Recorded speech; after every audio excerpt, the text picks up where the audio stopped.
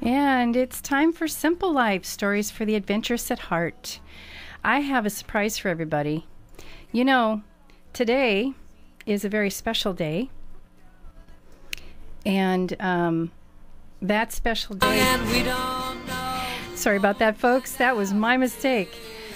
Does anybody remember a movie a while ago that was about February 2nd? Comes around every year. Yep, you're right. It was a movie called Groundhog's Day. So today is Groundhog's Day, and according to Puxatawny Phil in Old Gobbler's Knob, he did not see his shadow, so spring is on its way. And we don't have to worry about more cold weather. So I'm happy to talk about that, especially at the secret garden where things are always blooming. Welcome to Simple Life. I'm your host, Cynthia Fernandes, co-owner of Pilgrim's Way Community Bookstore and Secret Garden with my husband and life partner, Paul Fridland. Each week, we take an hour to broadcast the voices of people in the Central Coast and their perspectives on a range of subjects close to heart. I don't know about you, but I experience in my everyday life a number of interactions with people. Some remind me how we miss the opportunity to really connect with each other, just as humans. The other day, I received a, quote, courtesy call from a banking institution to assure the beginning of a good working relationship with me. However, the voice on the other end of the line was clearly bound by legal agendas as she explained that the call would need to be recorded for my protection. And I agreed, but apparently I didn't agree in the proper words or phrases that she needed to have for her legal requirements. So, she asked me again, and I agreed again. And by the third time of this, I said to her, I don't think that we're connecting on a human level. To which she replied, we're speaking, so we are having a human connection. And I realized that in that interchange, our culture has really lost a bit of its luster. You know, the goal of verbal communication that would result in a better understanding and a closeness for both parties. I just thought how ironic that it was that this major banking institution invested in having a live person calling to welcome people, and yet there was really no connection happening. We often are treated in a way like that.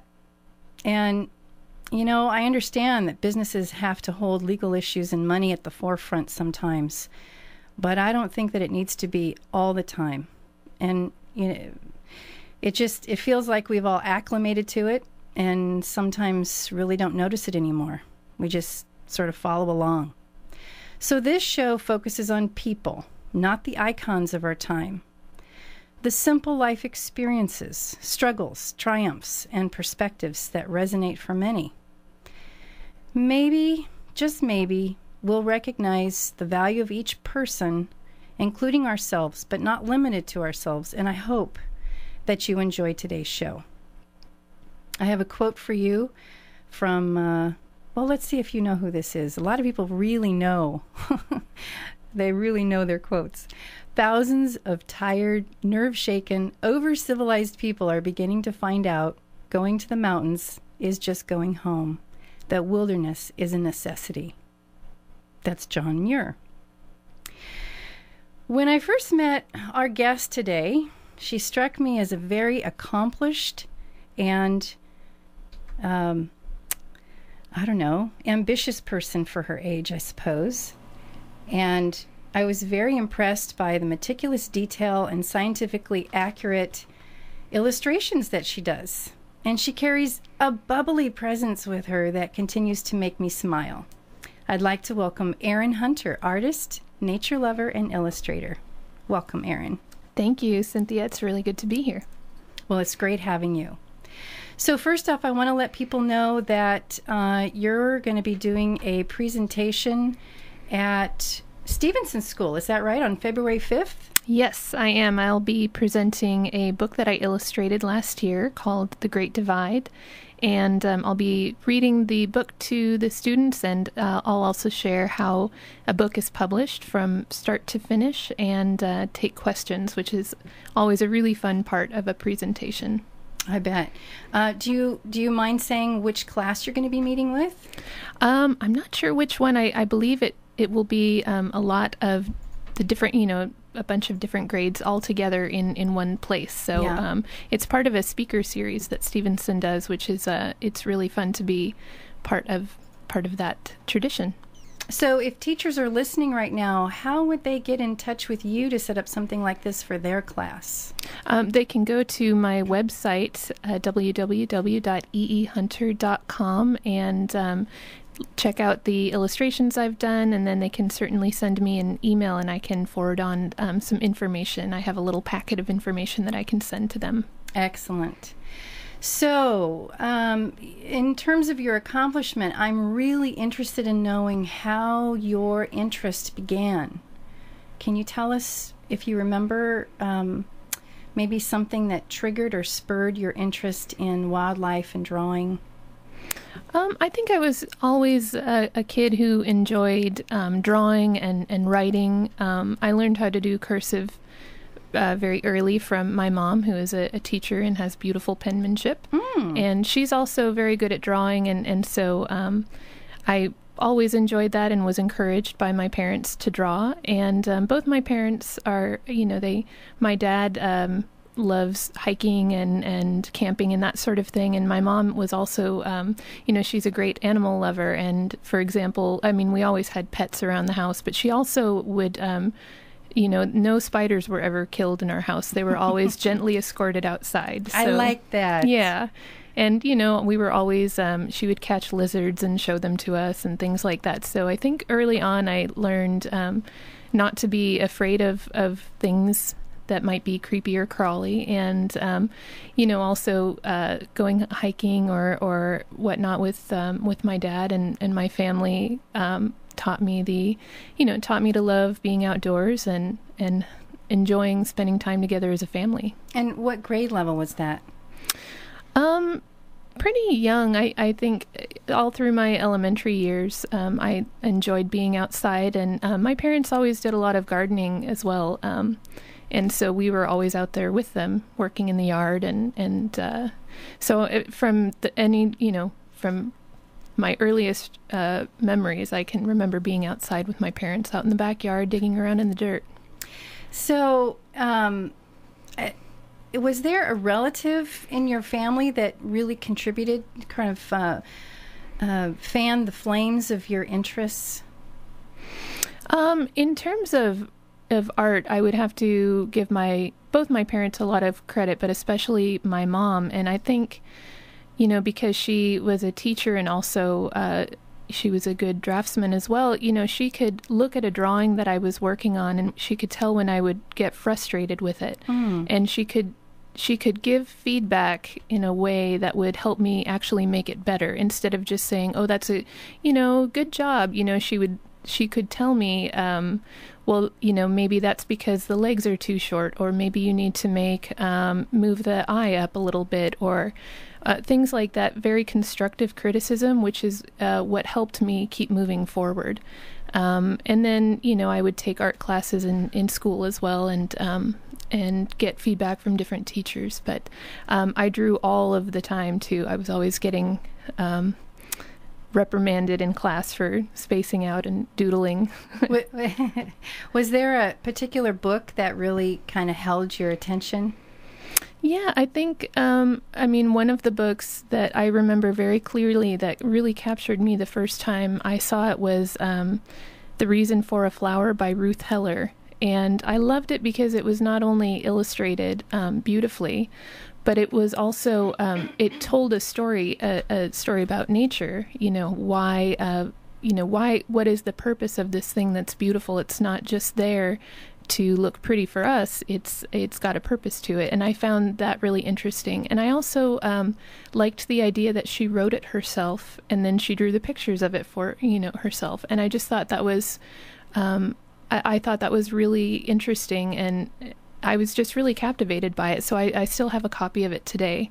But even before that, I had the Reader's Digest Guide to North American Wildlife, which was given to me by a relative, and I loved it. I don't remember how many pages are in it, but it's hundreds. I still have it. And I have one of those. Yeah, they're big. It's dog-eared and it's warped from, having water on it and whatnot.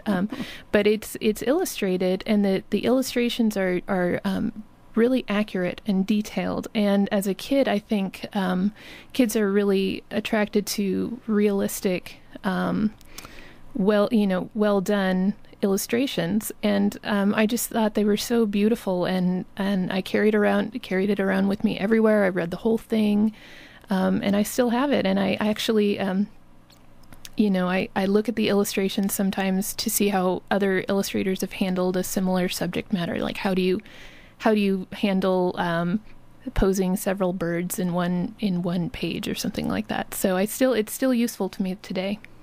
You're listening to Simple Life, and our guest today is Erin Hunter. So, Erin, I think that was the book you were showing me before the show that had all the little check marks in it. Mm-hmm. What were those check marks for? That was, I would go through, of course, the book covers all of North America, but I would go through, when I received the book, my family was living in Walnut Creek at the time, and so I would go through and look at the little map and figure out which plants and animals I might find in my area. So I did that through the entire book, trying to find all the plants and animals in my area. So there's a lot of them. There's a lot I haven't seen yet, but yeah, and so many people's backgrounds, there's usually a book or two that have played significantly in their feeding their curiosity and really shaping them for future activities. So I'm glad there's a book in this one, since we're, co-sponsored by Pilgrim's Way Community Bookstore. But tell me about school. Now, when you were a kid, did you have a favorite subject in school? I've always been a voracious reader, so English and writing were always big ones, and art, of course. I loved reading, and over the summers, my brothers and my mom and I would go to the library and check out tons and tons of books. And then, when we lived in Southern California for a while, and it's too hot to do anything on a summer afternoon, but sit inside with the fan on for a couple hours and read until you can go jump back in the pool again. But my mom is an English teacher too, and my dad's a great reader, so we always had tons of books around the house. So English was always a big favorite for me. Wow. And then you were talking about your parents, working in the yard. I don't know if they took you on outdoor excursions like camping or, rafting or anything like that. Mm-hmm. Yeah? Yeah, we would go up to Tahoe during the summers. My parents met in Tahoe, and so we would go up there during the summer and stay in a little house and go canoeing and hiking and go swim in the lake and things like that. And I have memories of hiking up mountains and seeing, the way that up in the mountains all the flowers seem to bloom at the same time. Seeing those meadows of wildflowers and seeing all the bees and butterflies in them and whatnot, that made that's an impression that's still clear on my mind. Wow. Well, we have some more questions for Erin. We are going to go to a little break here in a second, and stay with us. Let me tell you about the birds and the bees and the flowers and the trees and the moon up above. Thing called love. Let me tell you about. Okay, welcome back. I have a quick story about Wilson's Tire and Service in SoCal. I needed tires not that long ago, actually. And I took the drive to SoCal, and he was great, informative, quick. I walked over to El Chipotle Mexican restaurant and had myself a little lunch while I was waiting, and I sat outside on the patio. It was a beautiful day. I thought it was a great lunch, good value, and such a wonderful, warm, and welcoming environment to be in. Very relaxing. So I had a really good experience. I highly recommend it, and I'm grateful to have such great sponsors for Simple Life Radio. We're speaking with our guest today, Erin Hunter, a local artist and professional illustrator of 3 published children's books that we happen to sell at Pilgrim's Way Community Bookstore. So, Erin, tell us about a significant experience that you had in nature related to your art. Perhaps something inspirational or a deep connection? Well, when I was illustrating... Oops, sorry. Sorry, that was my fault again. That's okay. When I was illustrating my first children's book, the subject matter, the book's called A Day on the Mountain, and it's written by Kevin Kurtz. And the subject matter had a lot of, the idea was that as you go up in elevation, the plants and animals change. And the plants and animals that had been chosen by the author were ones that you don't really find in a lot of our Sierra Nevada mountains here in California. They were more Rocky Mountain species. And so my husband and I decided to take a trip to Montana, and it was actually really helpful because there are certain things when you're illustrating a scene. For example, I have a scene where some bears are walking under some pine trees, and I didn't, I could illustrate the pine trees, but what did the ground look like underneath it? What kind of bushes were growing underneath it? Were they in flower? Were they fruiting? What were they doing? And while we were there, we were it rained most of the time we were there, and we took a very steep and rainy hike one day, and I was feeling a little tired and wet and cold, and as we were hiking up the hill, these three, I guess maybe it was two, there were three at the bottom, but two mountain goats came down the trail. A mother and a baby, and they walked so close to us. They were just inches away from us. We pretended we couldn't see them. And we saw another group of them too, a mother and two babies. And they came really, really close to us. And it gave me, when I went back to illustrate it, I'd never seen the animals before. And so when I went to illustrate them, having seen them in person and taken my own pictures of them and everything, I was really able to sort of capture what they looked like and how they moved and whatnot in a way I wouldn't have been able to otherwise. Wow, that's really impressive too, because here you guys were struggling and the mountain goats were just like la-di-da. Oh yeah, they were much better equipped than we were by a long shot, yes. Wow. So, I was telling you earlier that when I spend time outside, I often find that I really slow down and I feel a lot of serenity, I guess is the word. My mind slows down, my body slows down, my breathing slows down. I feel at rest, at peace. And sometimes I have the most amazing awarenesses that just sort of crop up, or I'll remember for some unknown reason a very significant time in my life when perhaps there was sadness, like a time when I lost a relative or had some situation happen that literally I haven't thought about for years. Mm-hmm. And I wonder if that sort of thing happens to you. Mm-hmm. I have a very high energy dog, and so I often can be found taking her on long hikes. And I often find that, I work from home and I will be working on something and trying to work through a problem or figure out how to demonstrate, especially when I'm illustrating science books, trying to illustrate a complex scientific process or something. And sometimes I just, no matter how hard I try, I can't get my head around it. But if I can get myself out the door and go on a long walk under some trees, I find that, when you stop trying to think so hard about that problem, sometimes when you relax a little bit, you can think of different ways to tackle it. And I find that happens to me all the time. And part of it is you have to have a little awareness about you when you're walking around. You can't, it gives you just enough, your brain can kind of quiet down just enough that you can do a little bit of problem solving. That's so true. Someone was telling me the other day in the store that when you walk, your brain balances because it's using both right and left hemispheres. And I thought, well, isn't that handy? Mm-hmm. I wonder if we're talking with Erin Hunter in the studio today, and this is Simple Life. I want to make sure you know that. But also, Erin, I wonder if you could change one thing about our existing school experiences for kids. How or what would that be? Oh, I think for me, as somebody who I did okay in science growing up. I was always very interested in it.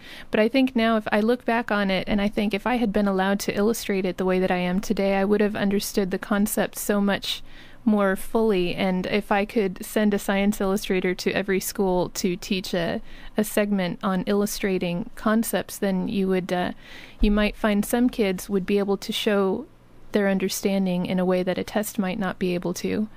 And I also think, of course, because I love being outdoors and I love being around nature and plants and animals, I think the more that you can incorporate that into schools, the better. Like, I think the program that Me Earth down at Carmel Middle School has, I think is really outstanding, how they're incorporating their gardens into the science curriculum, into the foreign language curriculum. I think that's really great.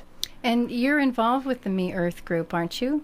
Yeah, I've done some work with them here and there, doing some signage for them and some brochures here and there. And I've even taught a couple little field sketching classes there in their native gardens. Oh, nice. Yeah, I love being involved in any way I can over there. It's such a beautiful space and very well laid out so that they can facilitate any number of different activities at the same time. Mm-hmm. So what do you do for fun? Oh, I have a garden that I am always experimenting in, and my husband and I love to travel and cook and all of those sorts of things. I find that traveling is really good. I enjoy being out in the world and getting inspired by seeing new ways of doing things, and so I enjoy that a lot. For example, I went to Savannah last year for a conference, and I loved the city. I thought it was so gorgeous, and the food was wonderful, and I just had a really great time there. And so anytime I can get out and go someplace I haven't been yet, I like to do that. Do you take your pen and pencil and start sketching wherever you are? Sometimes I do, but I often give myself a little bit of a break, and instead I'll write and I'll take pictures. Because writing is not something I do on a day-to-day basis, and it gets me in a different frame of mind, and then I have little records of what I was thinking or doing in any given time. So sometimes I'll switch to a more verbal mode when I'm out in the world. You're listening to Simple Life with Cynthia Fernandes as your host, and we are co-sponsored by Pilgrim's Way Community Bookstore and Secret Garden. In fact, if you're shopping at Pilgrim's Way right now, you're probably listening to my voice. So say hello to Paul, and thanks for listening. Erin, I wondered if there was any future interests on your part, any future endeavors that you're willing to share with us. Sure. I mean, I have a lot of, I always have lots of ideas queued up on the project list of things that I would like to do. I've been illustrating, I just finished illustrating a 4th children's book in January this year. And so I enjoy doing those. I'd like to do more of those. And at some point I would like to do either a book or maybe, a children's book, or maybe a book for children and adults, sort of in Ruth Heller mode, where I could write the content and then illustrate it as well. So I enjoy doing those. I'd like to do some larger paintings and things like that. Since I tend to work rather small, I'd like to get a little bit bigger. But those are the sorts of things that I'm always sort of thinking about as I'm out on my long walks with my dog. Now, Ruth Heller was a children's author and graphics artist known for her use of bright colors and detail in both geometric patterns and the representation of creatures, plants, and patterns as puzzles. She was born in Winnipeg and died in 2004 in San Francisco, educated at Berkeley. I understand from you earlier that she was significant in your choice to become a professional illustrator. Do you want to tell us about that? Yeah, when I was, again, my family lived in the Bay Area until I was 10, and we actually had a children's book illustrator come to my school and do a visit and share her books, and the book that was shared was The Reason for a Flower by Ruth Heller. And until I had seen, she came and shared this book, I didn't really understand that it could be a job that you had to be a children's book illustrator or an illustrator of any kind. I understood the idea of being an artist as somebody who created art, but the idea that a company would say, please put together a bunch of pictures for us to make a book, I didn't really understand until that point that that could be something you could aspire to as how you spent your days. And I was really intrigued by that. Now, when you lived in New York, you applied to a couple of different fine art schools. Mm-hmm. How did that go? It didn't go very well. I would take these portfolios of these little pen and ink drawings or little watercolors of things like I did a series of plants of this series of plants called pitcher plants, and I would take them to these to department heads and whatnot, and they'd say, they didn't quite understand what I was doing, and I felt that the plants were interesting enough on their own, and they felt that I needed more of a voice, and so I kept applying to schools, and I applied 2 years in a row to graduate school while I was living back east, and I didn't get in, and I remember just being really devastated by that, and I moved back to California after 2 years of living back east, and I decided to continue applying to schools here, and I brought the same or a similar portfolio into the Science Illustration program, which used to be at UC Santa Cruz and is now a little more local. It's here at CSU Monterey Bay. And the paintings of the pitcher plants, I showed them to to the woman who then became my professor and mentor in the Science Illustration program, and she said, these are very nice. She knew what plants they were, and then she told me that I should be using better paper and that I would really enjoy I would have much better results on this better paper. And the idea that she understood why I wanted to paint the plants and then wanted me to push things further, that I sort of deserved better materials, was really the shot in the arm that I needed at that point. It was really gratifying. That was a compliment you weren't expecting. No, it was wonderful. I was, and right after that meeting, I went to go see a display of work by that year's class of students, and I thought, oh, these are my people. This is what I've been looking for. If you're just joining us, this is Cynthia Fernandes on Simple Life with our guest, Erin Hunter. So, the rejection can't be easy. And I know a lot of people today are feeling the brunt of rejection in many ways, and a lot of it is related to job or training. Can you offer any advice when someone runs up against something like that?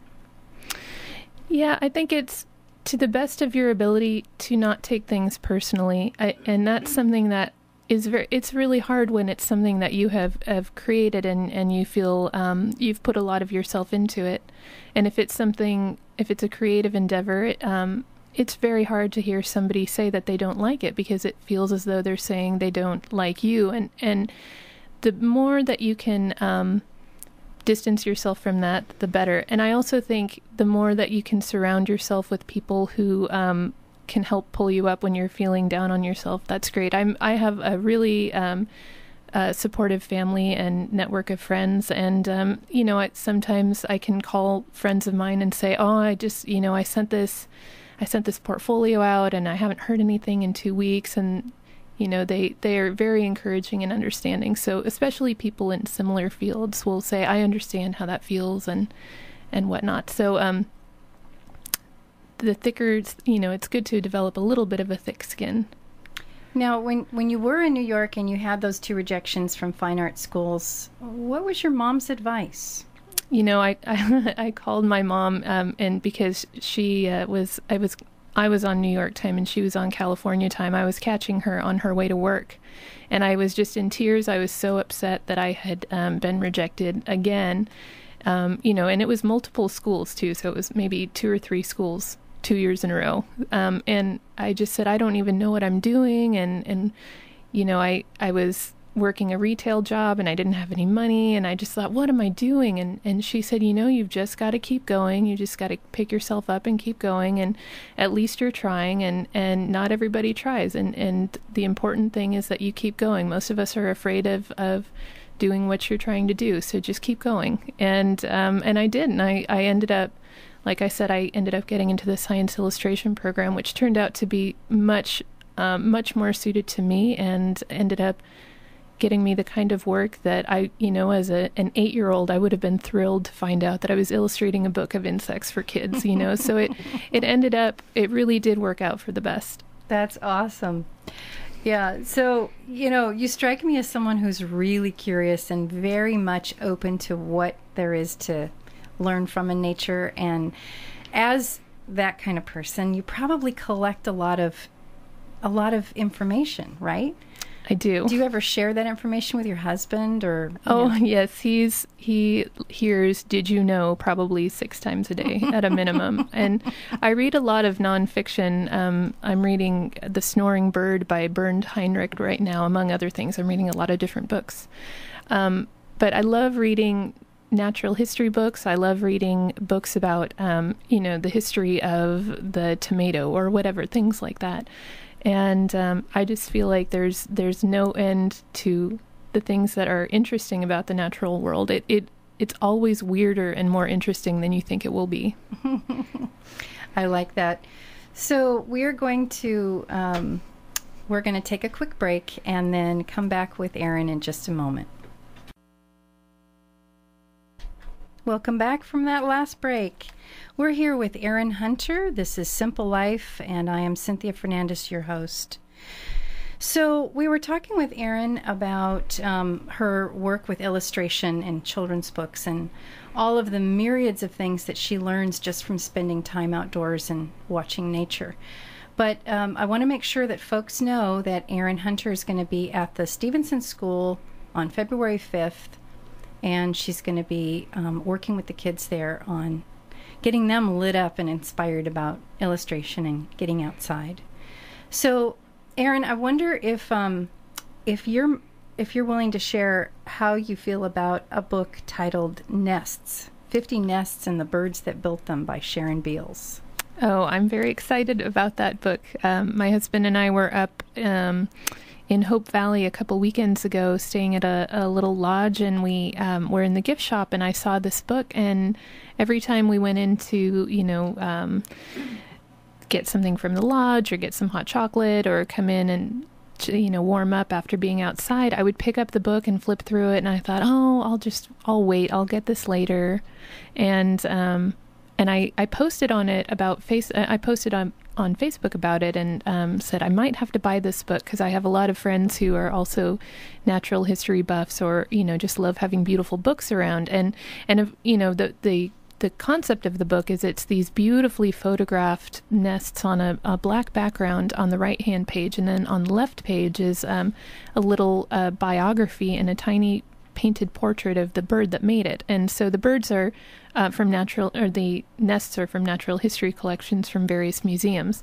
And immediately after I posted it, a friend said, well, don't get it just yet. You've got a birthday coming up. And sure enough, on my birthday from this friend, I received the book, and I was really thrilled. So it's on my coffee table right now, and I've been flipping through it whenever I've got a few moments. It's really beautiful. I saw it for the first time at last year's regional Northern California Independent Booksellers conference that's held in usually San Francisco. And it's just a big black cover with a beautiful photograph of a bird's nest. And all the way through it, it's just amazing detail. So we will have that in the store. If it's not there now, it will be very shortly, probably Tuesday. If you want to come by and take a look at it, I highly recommend it. Erin Hunter is our guest today, and this is Simple Life. I wonder, Erin, if you have always, when you've illustrated, have you always really illustrated relationships? So you illustrate bugs and plants, but I noticed that you illustrate them in relationship. Mm-hmm. And that was actually when I was in graduate school in the science illustration program. Another illustrator who sat next to me, Erica Beyer, told me I had started getting interested in pollination and the relationships between plants and the animals that pollinate them. And she said, you've got to read this book called The Forgotten Pollinators by Gary Nabham and I believe Paul Buchanan. And it's a book about all of these native pollinators that live in, they talk a lot about the desert. So for example, the bats that pollinate cactus and all of the native bees. We have thousands of species of native bees here in California. That's amazing. Yeah, I think there's 1,600 species or something like that. And so this idea that you have all of these pairings between, one plant and one animal, and they rely on each other. These plants, for example, in the desert, like the tuberosa, that time their blooming by the hummingbird migration coming from the south, and that really got me excited, because before I would do these sort of little portraits of plants or portraits of animals or whatever.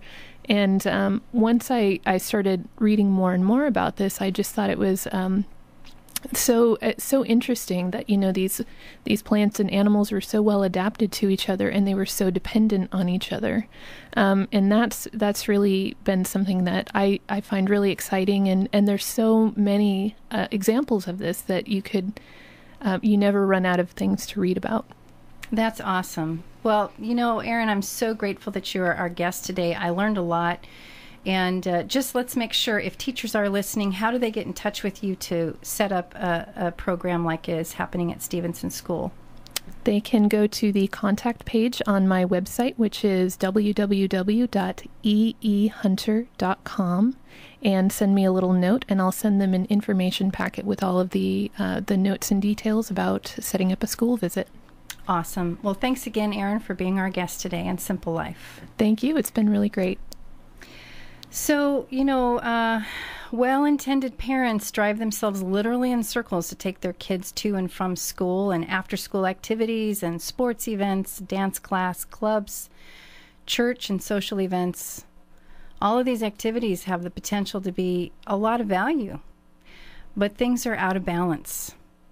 And that out of balance is kids don't have a lot of free time, Their lives are structured and organized and timed nearly to the minute. And when they are home and could be playing outdoors, they're often tied to electronic umbilica. Technology is not the culprit. Things are just out of balance.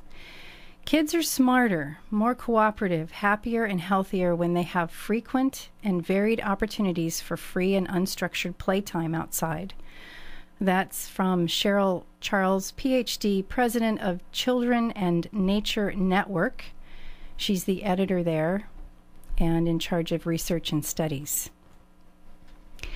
Richard Louv is the co-founder and chairman of Children and Nature Network. I really suggest, if you're not familiar with this and you are interested in nature and children, that you just spend a minute, look it up on the computer. That's Children and Nature Network. There's lots of great website information and resources to work with, videos, and just a great resource for information. Richard Louv is the author of 8 books, including The Nature Principle, Reconnecting with Life in Virtual Age, and The Last Child in the Woods, Saving Our Children from Nature Deficit Disorder, which has now been translated in 12 languages and published in 17 countries.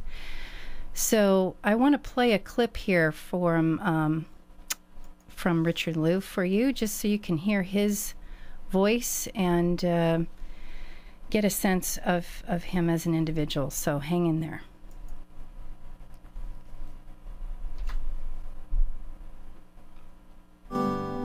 Well, for all of human history and human prehistory, children in their formative years have been going outside and spending much of their time either playing or working in nature.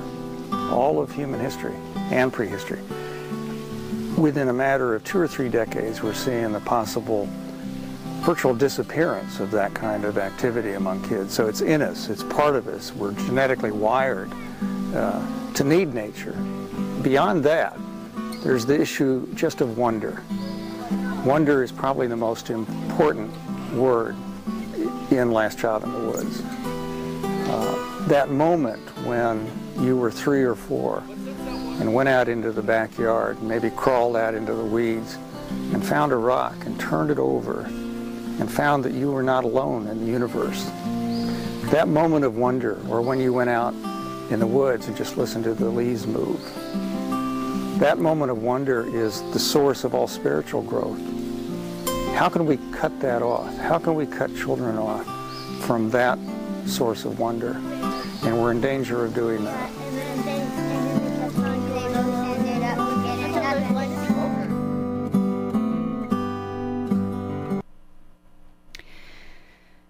So that was Richard Louv, author of Last Child in the Woods, Saving Our Children from Nature Deficit Disorder, and also The Nature Principle, Reconnecting with Life in a Virtual Age.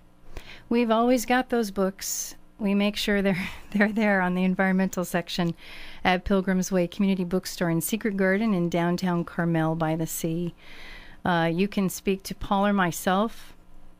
It's one of our favorite topics. But I feel very strongly about it because, you know, our granddaughter, who's now 9, Bella, when she was in kindergarten, the part of the classroom curriculum is having kids work on computer, and I don't think there's anything wrong with working on computer. It's now 3rd grade, and she's learning how to type properly on a keyboard. Great. I mean, I struggled with that in my 20s. So that's awesome. I just really, I wonder if we are as attentive to the balance in life. There's a lot of information about the balance of food, you know, and food choices, and how the imbalance where there's a lot of fast food or high fat or trans fat or sugar results in obesity and diabetes at an alarming rate. I was reading something this morning, and it was like, you know, it's gone from 4% to 20% of kids are obese. And I actually think that might be a low number.